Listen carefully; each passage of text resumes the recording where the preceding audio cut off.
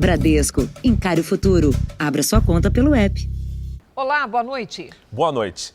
O retorno da fase vermelha preocupa mais uma vez o comércio no estado de São Paulo. A partir de sábado, os serviços não essenciais serão interrompidos por 2 semanas. A Associação Comercial de São Paulo e a Confederação Nacional da Indústria são a favor de medidas para proteger a população, mas cobram auxílio do governo para superar esse novo período de portas fechadas. A ideia era cuidar do visual na semana que vem, mas com o fechamento dos salões a partir de sábado, o Diego veio antes. De uma hora para outra as coisas mudam, né? A gente tenta se adaptar a isso, né? Sem faturamento nas próximas 2 semanas, a dona diz que desta vez não tem uma reserva financeira, como no ano passado. E teme que as restrições acabem sendo mantidas por mais tempo. A gente já vem retomando de uma situação que não estava boa e ter que parar novamente é algo muito complexo. Então agora é muito mais difícil a gente conseguir sobreviver a esse novo momento. Neste restaurante, no centro de São Paulo, o delivery vai ser de novo a única alternativa. A preocupação é grande, porque o restaurante, como os outros, passou por isso lá nos primeiros meses da pandemia e não foi nada fácil. No período só com delivery, o faturamento caiu 70% e o dono diz que quase teve que fechar o negócio. É realmente pôr no papel, anotar centavos, ver se dá para continuar, se não dá para continuar. O Carlos sabe o quanto o momento é difícil. Ele perdeu o pai com Covid e concorda que restrições agora são necessárias. O presidente da Associação Comercial de São Paulo afirma que é preciso priorizar a saúde e, ao mesmo tempo, cobra um alívio financeiro para as empresas. Segundo a Confederação Nacional do Comércio, 75 mil lojas fecharam no país em 2020.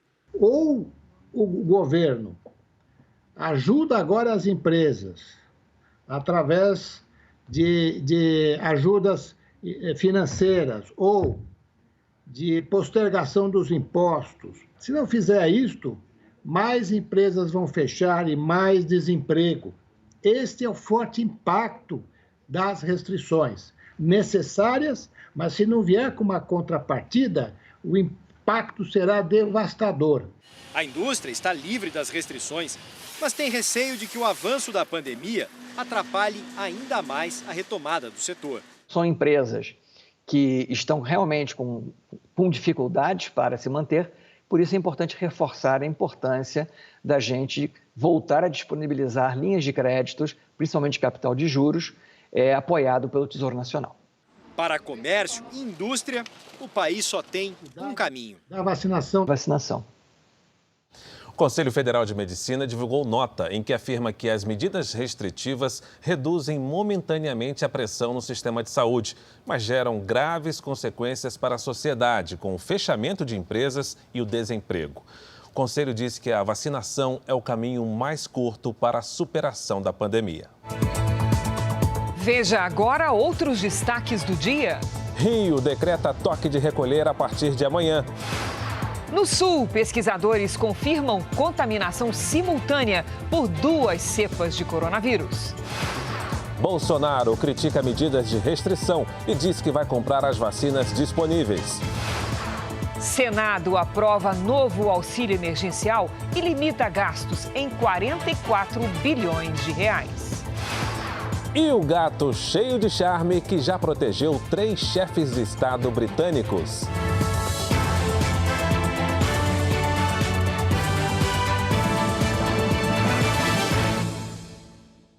Oferecimento Bradesco, encare o futuro, abra sua conta pelo app.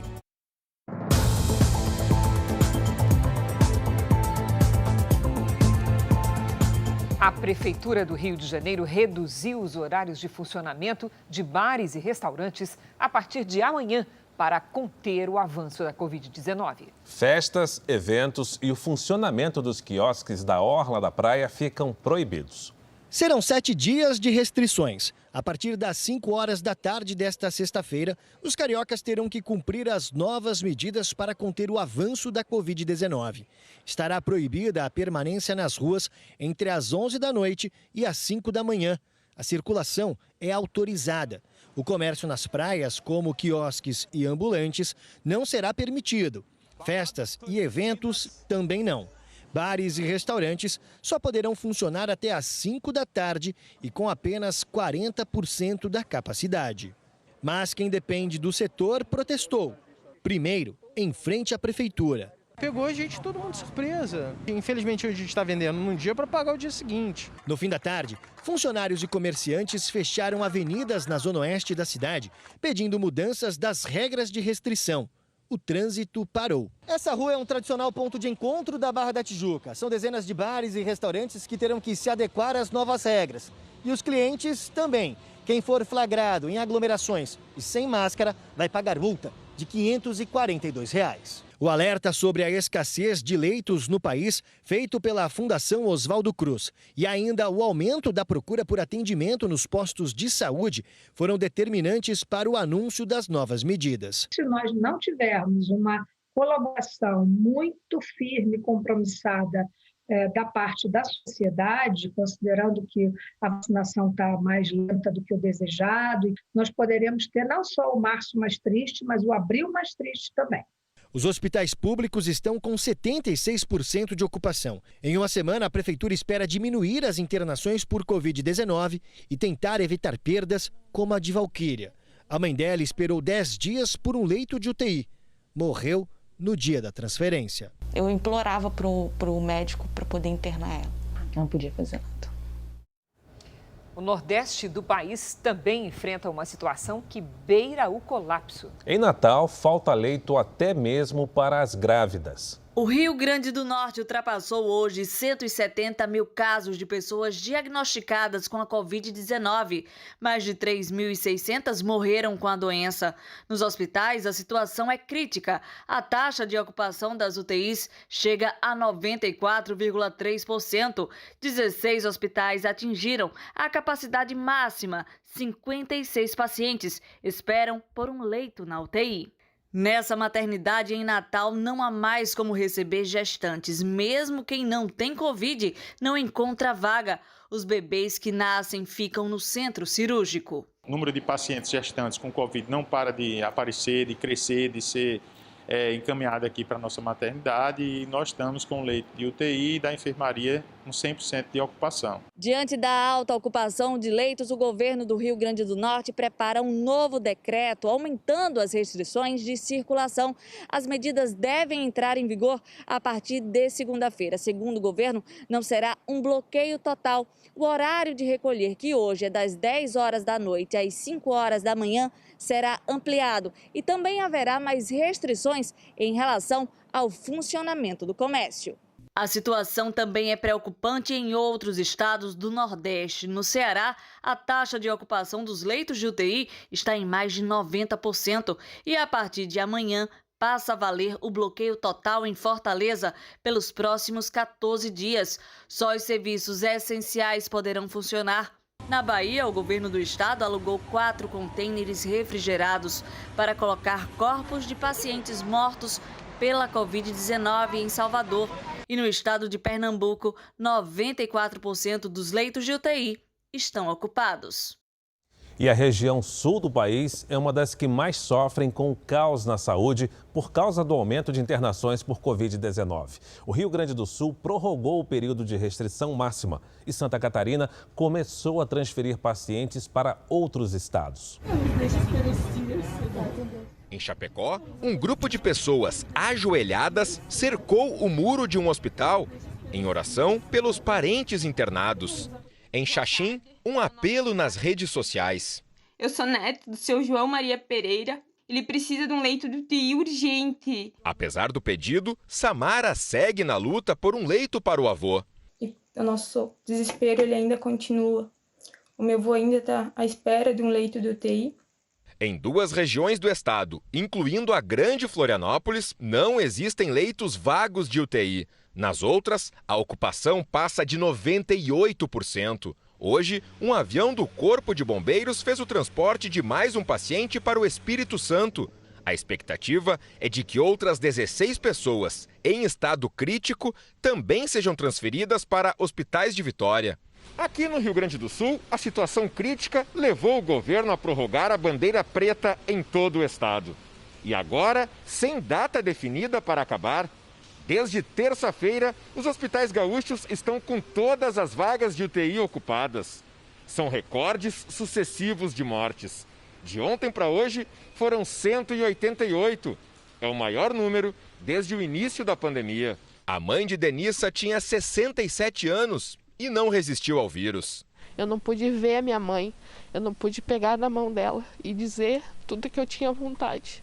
Com dificuldade para suprir os atendimentos, profissionais de diferentes áreas da saúde estão sendo convocados. Essa fisioterapeuta, que foi chamada para atuar na linha de frente no combate à Covid-19, fez um desabafo. Colaborem para que a gente não tenha que fazer mais escolhas difíceis. Escolher entre quem fica no leito e quem fica na poltrona não é uma escolha fácil. Em meio ao colapso do sistema de saúde, pesquisadores brasileiros comprovaram, no Rio Grande do Sul, a infecção dupla da Covid-19. 2 pacientes com cerca de 30 anos foram infectados por 2 variantes diferentes do coronavírus ao mesmo tempo. A gente imaginava que a co-infecção não ia levar a sintomas mais graves, mas ela traz outro risco, que é o risco da recombinação de genomas, né? Então seria mais uma maneira do vírus evoluir rapidamente.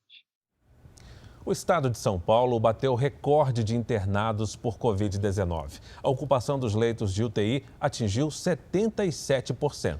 Além de todas as medidas da fase vermelha, o governo do estado anunciou a criação de novas vagas em hospital de campanha. O estado de São Paulo vive o aumento local dos casos de Covid e ainda recebe pacientes de outros lugares.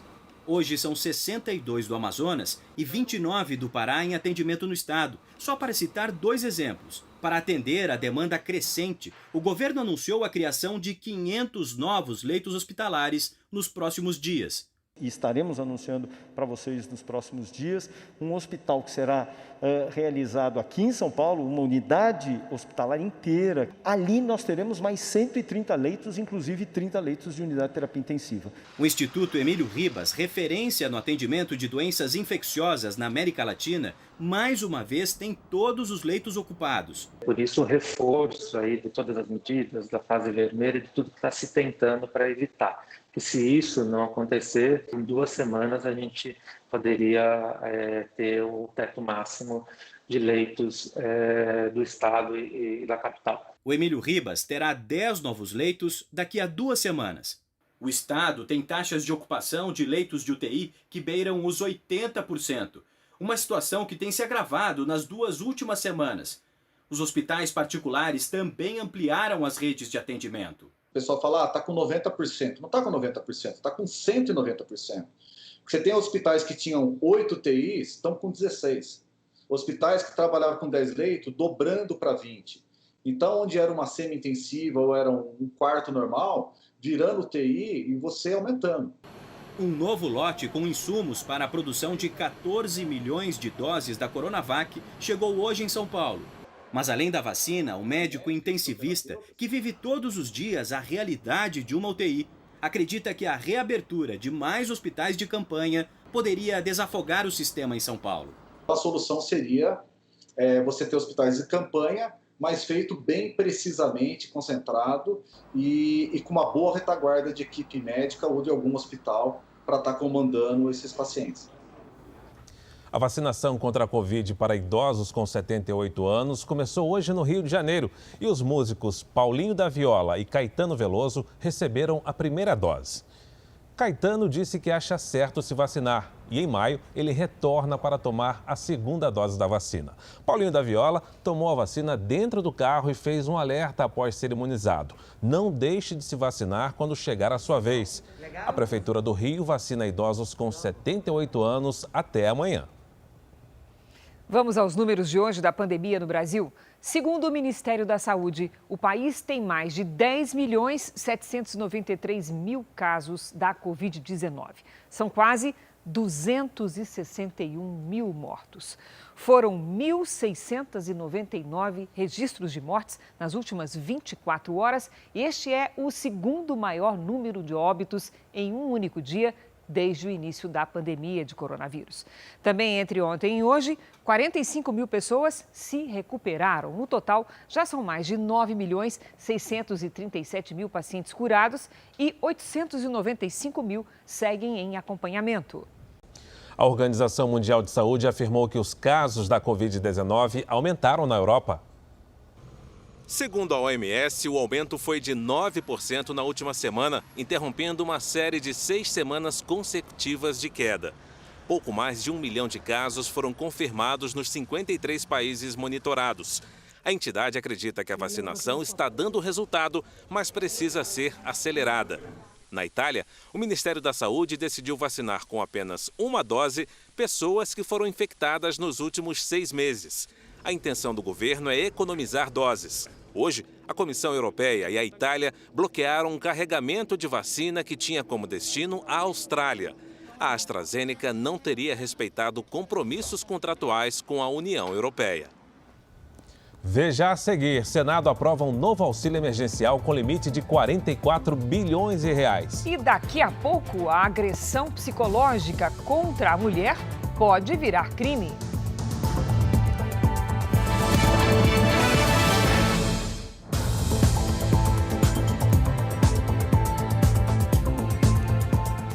O presidente Jair Bolsonaro participou hoje de inauguração de rodovia em Goiás, que vai facilitar o escoamento de grãos para exportação. Sobre o avanço do coronavírus, ele disse que o governo se esforça para comprar todas as vacinas disponíveis. O terminal ferroviário de São Simão foi construído por uma empresa de alimentos em parceria com a concessionária que opera o trecho da Ferrovia Norte-Sul. O presidente Jair Bolsonaro participou da inauguração. A obra custou mais de 80 milhões e poderá movimentar 5,5 milhões de toneladas de grãos por ano. O trecho inaugurado da ferrovia vai de São Simão, em Goiás, à Estrela do Oeste, em São Paulo. São 172 quilômetros que vão ajudar a transportar a produção do Centro-Oeste e do Triângulo Mineiro até o Porto de Santos. Durante a inauguração, o presidente Jair Bolsonaro voltou a criticar as medidas de restrição impostas por prefeitos e governadores para combater o avanço da Covid-19. Nós temos que enfrentar os nossos problemas. Chega de frescura, de mimimi. Vamos ficar chorando até quando? Temos que enfrentar os problemas, respeitar, obviamente, os mais idosos, aqueles que têm doenças, comorbidades. Mas onde vai parar o Brasil se nós pararmos? Mais cedo, em conversa com apoiadores em Uberlândia, Bolsonaro saiu em defesa dos tratamentos precoces e criticou aqueles que dizem que o governo não se esforça para comprar vacinas. Tem idiota que a gente vê nas redes sociais, na empresa, né? Vai comprar vacina, só for na casa da tua mãe. Não tem para vender no mundo. Alguns poucos governadores queriam o direito de comprar vacina. Eles compravam, quem ia pagar? Eu. A que preço? A que preço? Onde tiver vacina para comprar, nós vamos comprar. Porque o Pazuello assinou ontem contrato com a Pfizer. Que a Pfizer é cara. No final do dia, o presidente retornou a Brasília. O Senado aprovou a chamada PEC emergencial. A proposta cria condições para que a União, os estados e os municípios reduzam despesas em tempos de crise. Trata-se de uma mudança na Constituição que abre caminho para a volta do auxílio emergencial sem descontrole de gastos. Mas não dá. A proposta foi aprovada com os votos de 62 senadores, 14 foram contra, o mesmo apoio da primeira votação. Que o Brasil possa vencer essa crise, que é uma crise aguda, e se reencontrar, se Deus quiser, até o final do ano, com a trajetória de retomada econômica, geração de emprego, geração de renda. A PEC emergencial abre caminho para o governo aumentar os gastos sem descontrole das contas públicas e estabelece um limite de 44 bilhões de reais para pagar o auxílio emergencial a cerca de 40 milhões de pessoas. A expectativa é de que seja paga ainda este mês a primeira das 4 parcelas de R$ 250. No momento de mais embate na sessão, a oposição tentou retirar o limite para os gastos do auxílio emergencial. Basta pegar o valor total e dividir pelo número de beneficiados que estão cadastrados hoje, dá R$ 150. Se você tem um limite de 44, é 44 e acabou. E está na Constituição, isso aqui é uma PEC, senhores.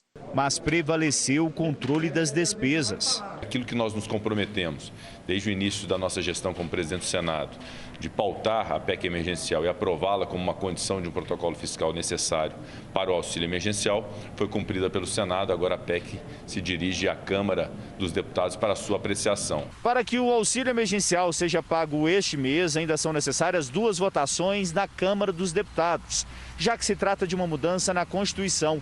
A expectativa é votar e aprovar a proposta na semana que vem, na terça e quarta-feira. Dá sim uma compreensão majoritária da Casa da necessidade de se discutir amplamente, votar o mérito e permitir também, lógico, que seja implementado ainda no mês de março o auxílio emergencial.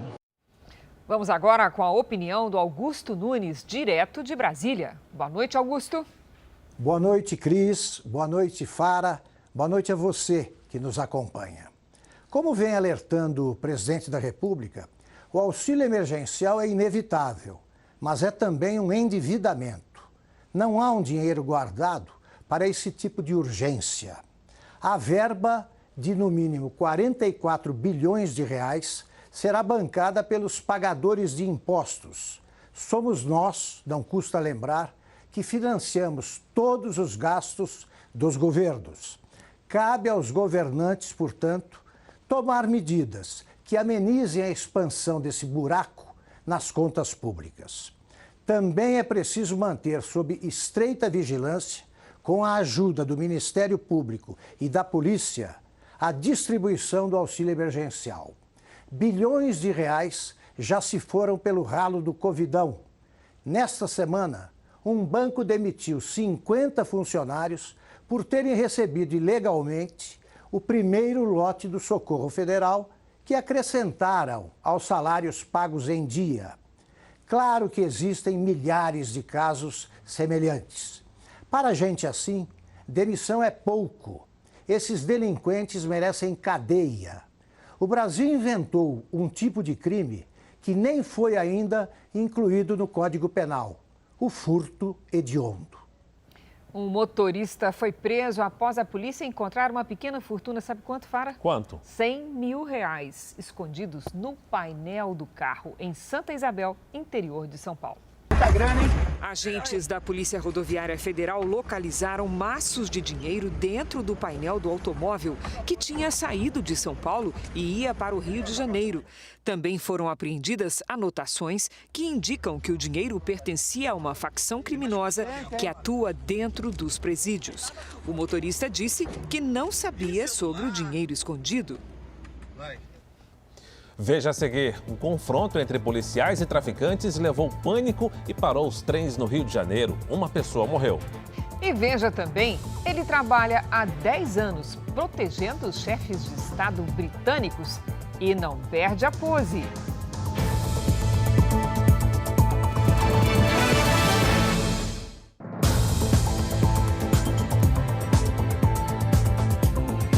Uma mulher foi ferida com golpes de faca pelo marido na zona norte de São Paulo. A tentativa de feminicídio aconteceu na frente dos 3 filhos do casal. Os vizinhos ouviram gritos que vinham deste sobrado. A câmera registra a chegada da polícia, que vê uma das crianças na janela pedindo socorro. Agentes pulam o portão enquanto os outros forçam a entrada. Uma policial surge com um menino e tenta acalmá-lo. Depois, 2 meninas aparecem e se juntam ao irmão. As crianças são afastadas dali, enquanto a mãe deles, ferida, é retirada. A vítima é Franciele Dornelles, que foi encontrada no andar de cima da casa. Ela foi levada para o hospital, onde contou aos policiais que foi ferida com vários golpes de faca pelo marido Nelson Ferreira e que ele, depois das agressões, se matou. Franciele passou por uma cirurgia e precisou ser entubada.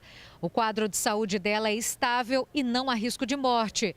Na delegacia, o caso foi registrado como tentativa de feminicídio, com agravante de ter sido cometido na frente dos filhos de 10, 7 e 3 anos. A polícia ainda não sabe o motivo do crime.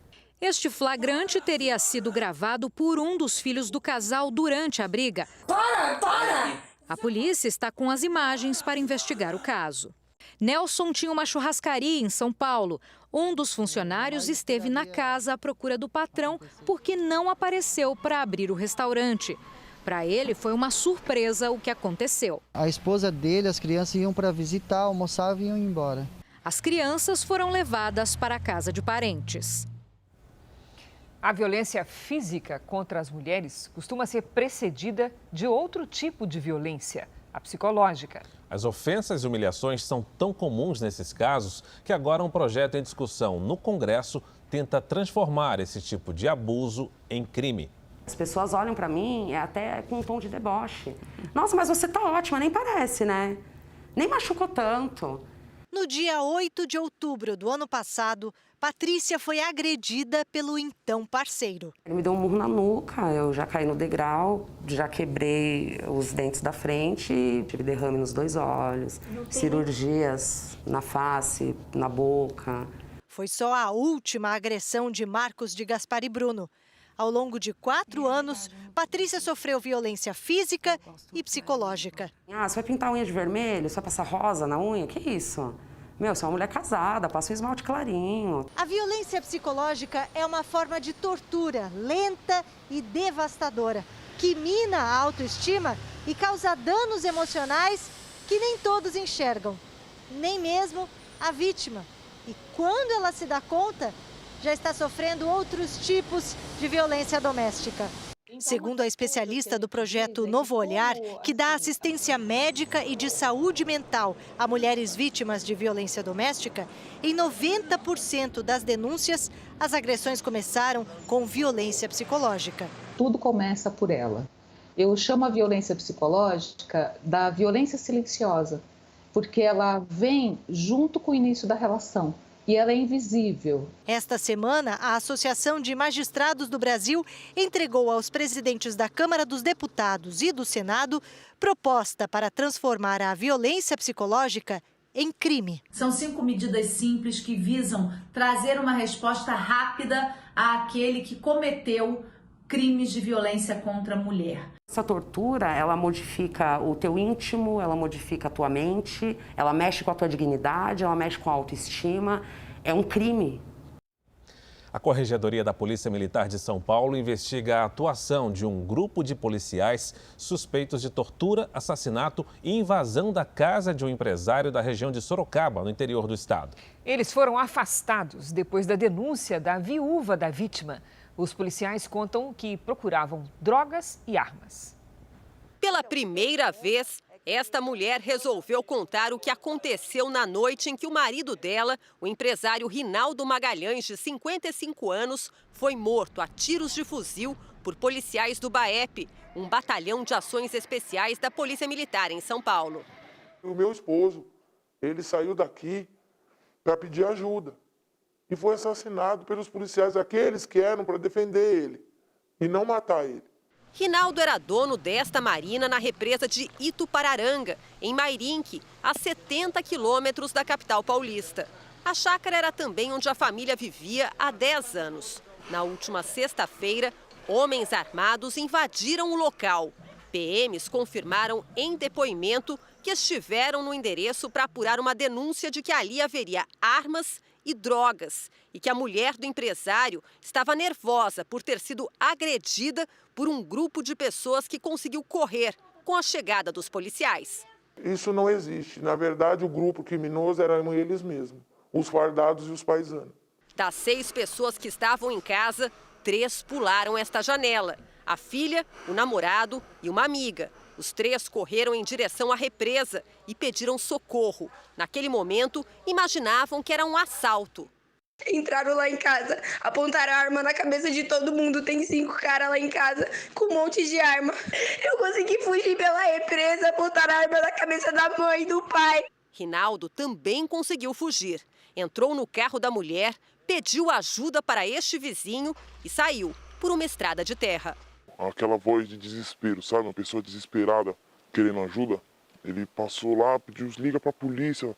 Estão assaltando a minha casa, socorro, liga pra polícia. O suposto confronto com policiais militares aconteceu nesta estrada de terra, a 700 metros da chácara do empresário.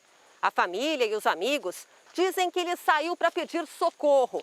Já a versão apresentada pelos PMs na delegacia foi a de que o empresário passava de carro com uma arma em punho. Nesse momento, os policiais militares atiraram.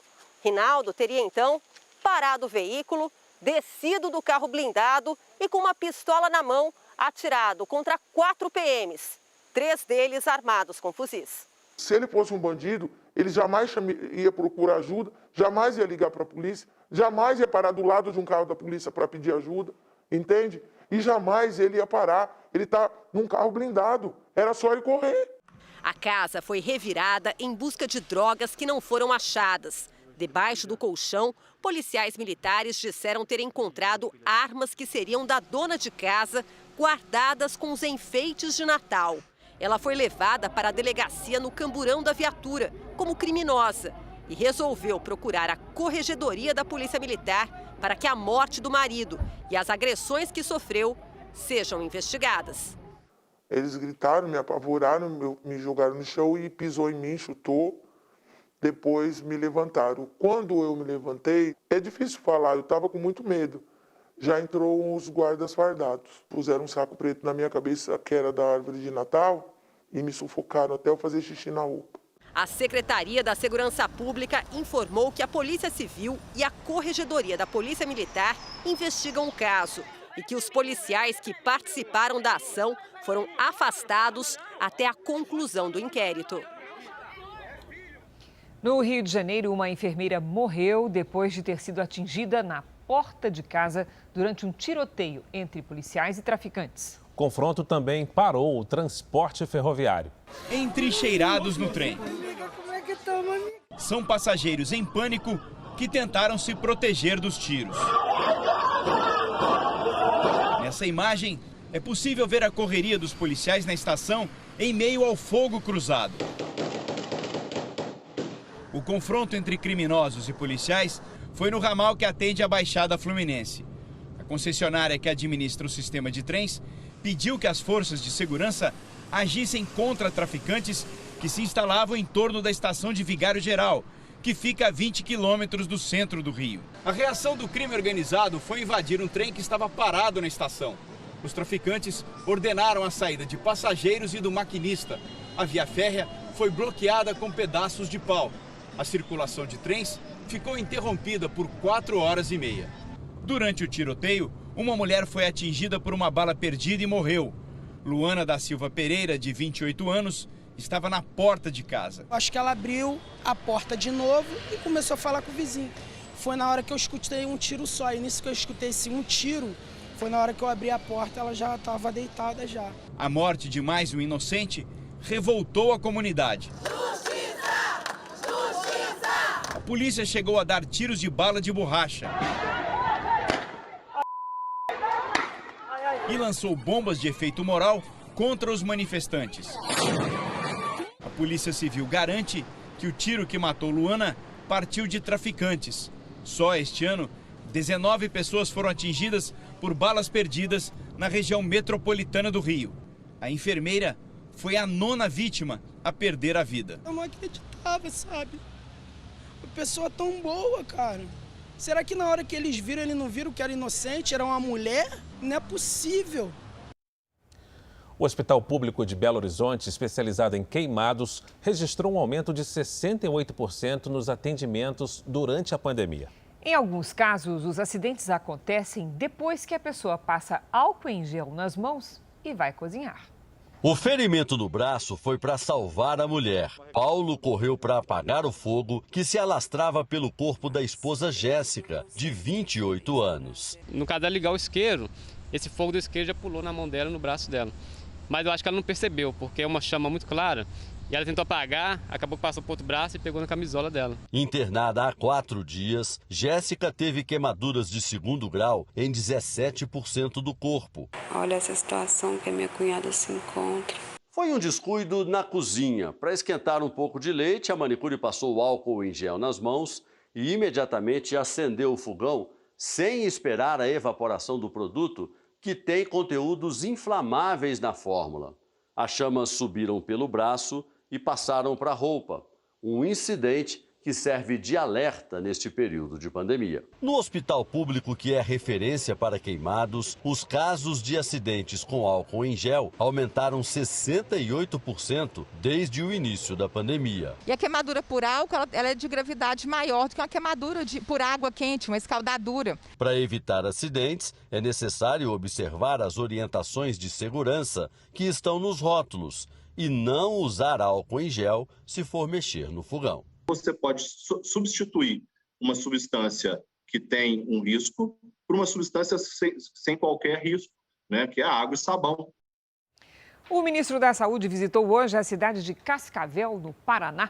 O município está com os hospitais lotados por causa do aumento das internações por Covid-19.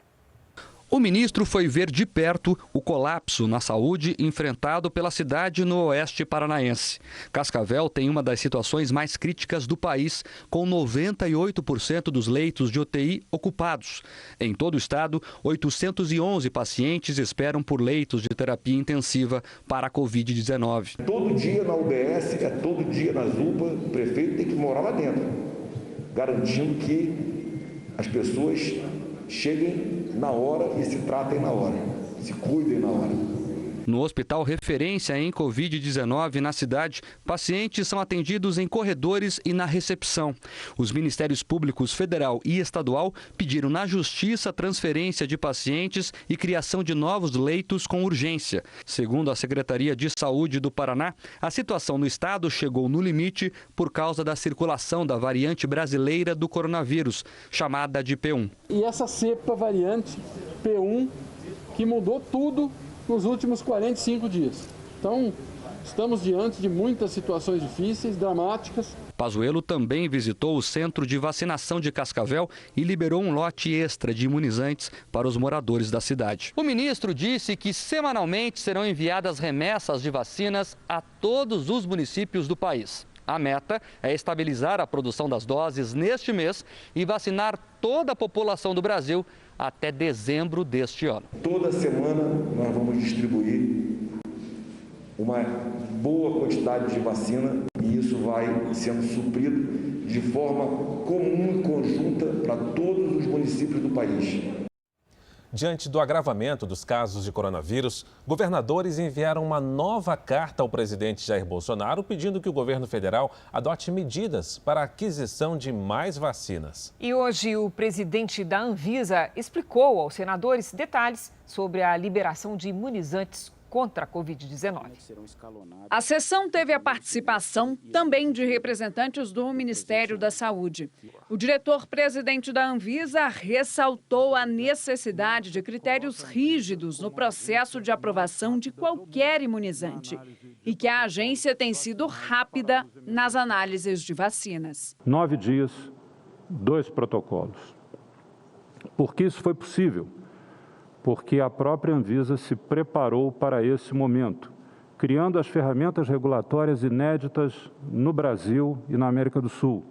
A submissão contínua de documentos, para que pudéssemos, para e passo, ir tomando pé da situação e emitir o juízo de valor com o menor prazo possível. Durante a apresentação, os representantes do Ministério da Saúde disseram que entre as vacinas já negociadas e as que estão em tratativas, o Brasil deve ter até o final do ano 593 milhões de doses disponíveis, o que seria suficiente para imunizar toda a população brasileira com 2 doses. A promulgação nesta quinta-feira pelo Senado da lei que libera 2,5 bilhões de reais de crédito extraordinário para o Ministério da Saúde possibilita que o Brasil faça parte do consórcio da Organização Mundial da Saúde, o COVAX Facility, o que poderá garantir 2 bilhões de doses aos países participantes. Uma resposta a 14 governadores que solicitaram hoje, por meio de carta ao presidente Jair Bolsonaro, um esforço internacional para a compra de vacinas. Nós vamos ver agora como está o andamento da vacinação em todo o país. 3,6% da população já recebeu a vacina contra o coronavírus no país. Hoje, chegamos à marca de 7.633.000 vacinados. Em Minas Gerais, onde o coronavírus já fez quase 20 mil vítimas, a primeira dose da vacina foi aplicada em 2,98% da população, mais de 635 mil pessoas. O Mato Grosso do Sul imunizou 4,35% dos moradores do estado com a aplicação de 122 mil doses. Em Rondônia, foram vacinadas mais de 47 mil pessoas, ou 2,67% da população. O Espírito Santo, que chegou a quase 6.500 mortes por Covid-19, vacinou mais de 136 mil pessoas, ou seja, 3,36% da população. No portal r7.com, você pode acompanhar a situação de todos os estados no mapa interativo. O Instituto Butantan pediu autorização para testar o uso clínico do soro contra a Covid-19. Nós vamos a Brasília com o repórter Alessandro Saturno, que traz outras informações. Alessandro, boa noite para você. Oi, Fara. Boa noite para você, para a Cris e a todos que nos assistem. Olha, os documentos apresentados pelo Instituto Butantan já estão em análise pela área técnica da Anvisa. No entanto, ainda não foi enviado o dossiê de ensaio clínico, que é o principal e obrigatório documento para a avaliação do pedido de pesquisa clínica de medicamentos em seres humanos. Segundo o Instituto Butantan, cerca de 3 mil frascos do soro, eles já estão disponíveis para o início dos testes em seres humanos. Os pesquisadores afirmaram que já concluíram os testes em ratos que foram infectados com o vírus vivo e foi constatado que com o uso do soro houve uma diminuição da carga viral e também uma diminuição da infecção. Cris, Fara. Obrigado, Alessandro. Os acidentes com motos são os que mais deixam sequelas, tanto que as indenizações envolvendo motociclistas são em número 5 vezes maior que o de acidentes com carros. E com a crise econômica provocada pela pandemia, aumentou a quantidade de desempregados que passaram a pilotar motos para fazer entregas. Hoje, o simples ato de andar é uma alegria. Faz quase um ano que Alexandro sofreu um acidente. Neste tempo, ele fez 4 cirurgias, mas os médicos não conseguiram salvar parte da perna esquerda. Em 2020, os números envolvendo acidentes e mortes com motociclistas na cidade de São Paulo assustam. 4 em cada 10 mortos no trânsito estavam andando de moto. Um problema que não fica restrito à maior cidade do país. Acidentes com motos são os que mais deixam sequelas no trânsito brasileiro. Só no ano passado foram pagas 175 mil indenizações por invalidez permanente envolvendo motociclistas. Número 5 vezes maior que o de acidentes com carros. Com o retorno à restrição máxima em vários estados por causa da pandemia, muita gente vai precisar desses profissionais. E esse contingente sobre 2 rodas deve aumentar, com mais pessoas aderindo ao serviço como entregadores, para conseguir renda. E assim também correr riscos frequentes no asfalto. Menos trânsito acarreta ainda em mais velocidade, então tem esse incentivo também a mais colisões, atropelamentos e choques. O trabalho de motoboy de Alexandro era a base financeira da família. Todos tiveram que se adaptar. Ele conta que tirou forças na vontade de ver o filho crescer. É ele que me ajuda, né, cara? Ele que me salvou dessa parte. Porque, graças a Deus, eu não tive uma parte depressiva, não tive nada disso.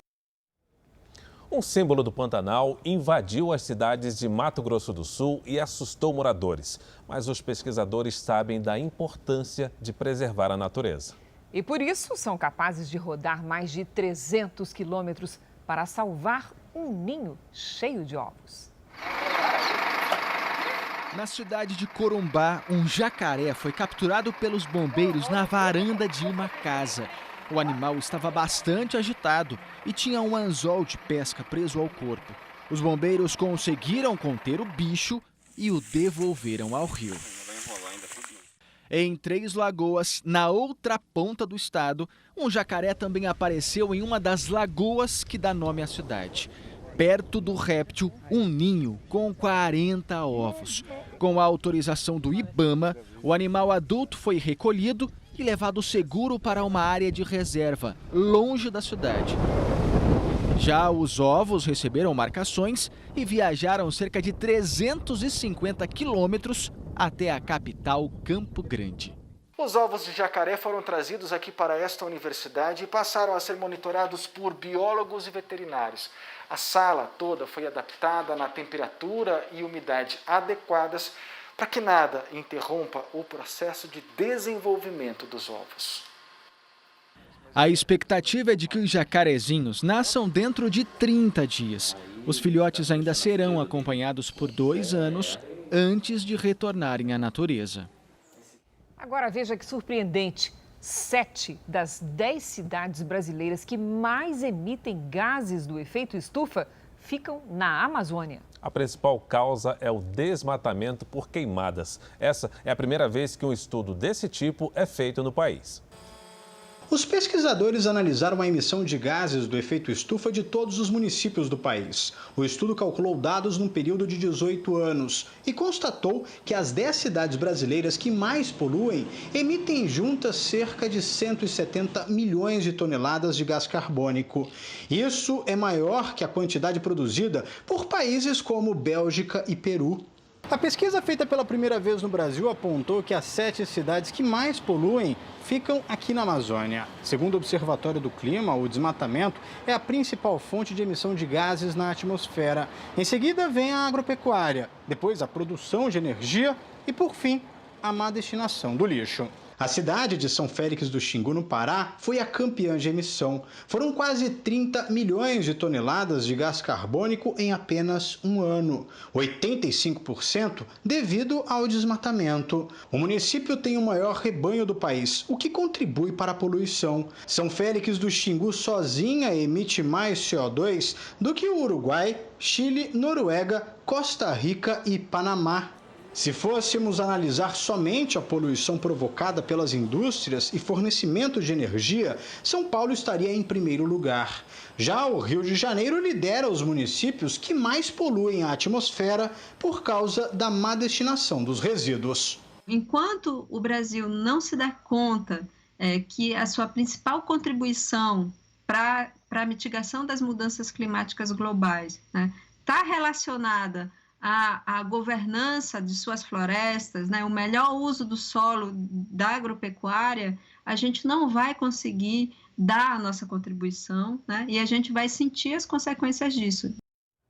A Secretaria de Meio Ambiente do Pará informou que atua para reduzir a emissão de gases do efeito estufa e que tem como meta diminuir para 0 a emissão até 2036. Apenas nestes primeiros dias do mês, a cidade de Florianópolis já acumula quase toda a chuva esperada para março. Vamos saber se esses temporais avançam pelo restante do país? Está conosco a Lidiane Sayuri. Boa noite, Lidi. Oi, Cris. Boa noite para você, para o Fara, para você aí do outro lado também. A chuva vem com tudo para o Sudeste. Nesta sexta-feira, chove em boa parte do centro-sul do Brasil. Uma frente fria atrai a umidade da Amazônia e forma nuvens carregadas do Rio Grande do Sul até São Paulo. A tempestade será pesada em Mato Grosso do Sul e no sudoeste de Mato Grosso. Os temporais vêm acompanhados de raios, ventania e até granizo. O risco de alagamentos e deslizamentos aumenta ainda mais nas áreas de encosta.